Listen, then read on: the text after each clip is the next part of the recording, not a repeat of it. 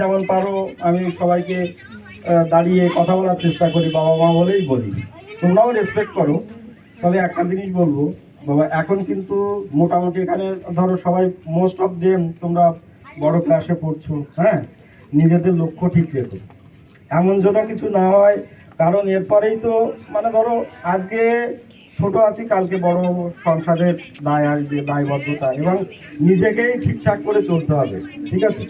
আর টিচার্সদের মানে সত্যি শিক্ষকদের প্রতি সম্মান দেওয়া, তোমরা সেটা ব্যবস্থা করেছো বা করো, হ্যাঁ, স্কুলে পালন করেছো, সব ঠিক আছে।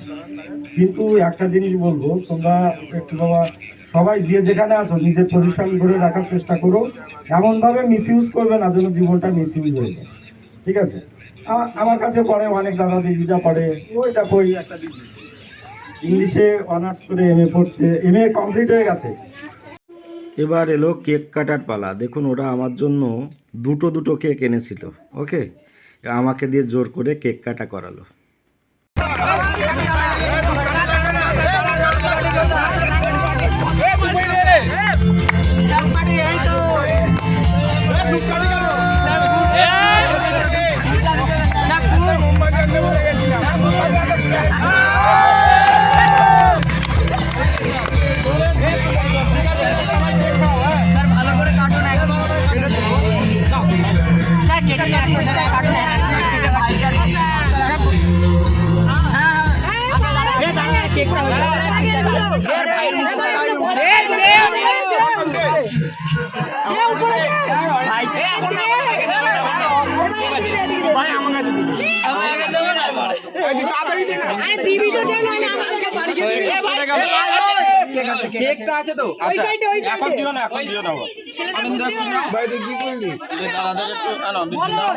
সবার গালে দেওয়া উচিত, দিতে পারছি না।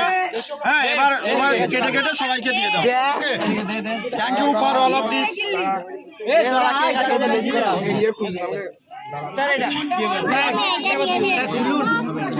স্যার এটাও কেটে দিন স্যার একবার, তাহলে ওটাও কেটে দিয়েছি স্যার বোনকে কেটে দিন না। ও ঠিক আছে, তোমাদের খাওয়াবো তো, তোমাদের খাইয়েছি, ব্যাস ওইটাই তো বড় ব্যাপার। ভাই আছে, তোমাদের আগে দেওয়া দরকার। স্যার এটা খুলে দেখুন আগে স্যার। আস্তে চাপ দিস না। আমরা দেখছি স্যার, আপনি খুলুন। ওকে চাটানে টাকা স্যার। এ ভাই কে খুলিস না? এটা খোলো না, খোলো না। এ বাবা, অনিন্দে সরো, এটা সরো। আরে ব্যান্ডেজ ভাই চালিয়ে যাও। শিক্ষক দিবসে কিছু খাওয়া দাওয়ারও ব্যবস্থা করেছিলাম। মেনুতে ছিল ডাল, পটলের তরকারি, মাংস, চাটনি, পাঁপড়। ওকে, এই দেখুন সবাই বসে খাচ্ছে এখানে, আমার সব ছাত্রছাত্রীরাই খাচ্ছে। ওকে,